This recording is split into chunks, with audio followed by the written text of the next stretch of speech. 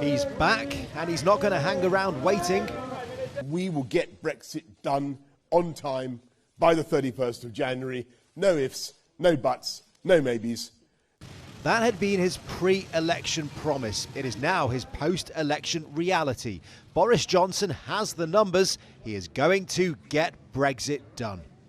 In this election, your voice has been heard, and about time too.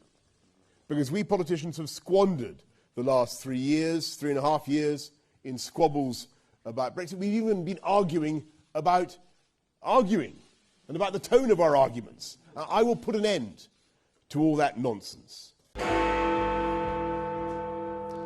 Our exit poll is suggesting that there will be a Conservative majority. It was the nightmare before Christmas for the Labour Party. The exit poll coming out seconds after ballots closed put the Prime Minister's party on course for a massive majority, better than expected, looking like the best result for them in 30 years. At this stage, it does look as though this One Nation Conservative government has been given a powerful new mandate. The opposition Labour Party, led by Jeremy Corbyn, facing massive losses, the worst result for them since the 1930s. Mr Corbyn now on the way out. I will not lead the party in any future general election campaign. I will discuss with our party to ensure there is a process now of reflection on this result and on the policies that the party will take going forward.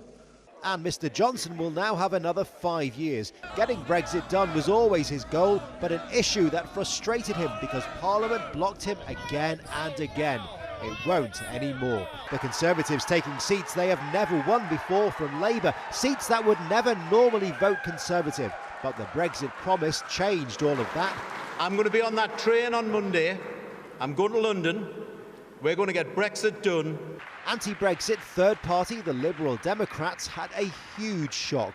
Their leader, Jo Swinson, who campaigned to scrap the withdrawal altogether, saw more than just party losses. She was kicked out of her own seat by a tiny margin, just 149 votes, leaving them without a leader.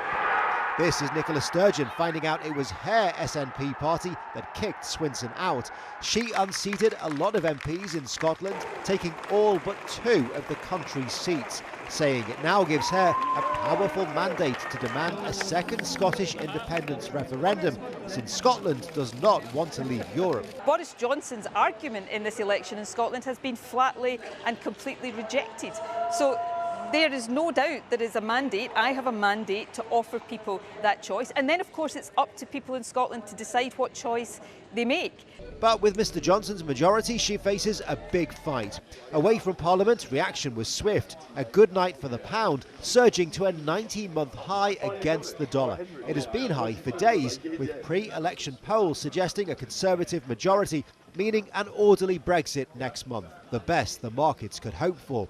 And speaking of the dollar, a man who has lots of them, President Trump. No election complete without his thoughts. The embattled US leader, a fan of Boris Johnson, tweeting, "Congratulations to Boris Johnson on his great win.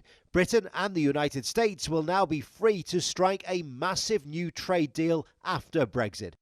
This deal has the potential to be far bigger and more lucrative than any deal that could be made with the EU. Celebrate Boris." And so prepare for more talk of deals ahead. MPs will be back here at the start of next week. Boris Johnson says work will start immediately. Brexit, barring any unforeseen surprises, will happen on January 31st, as he had promised his supporters. And this time, he has the numbers to do it his way. Lavelle, CGTN, London.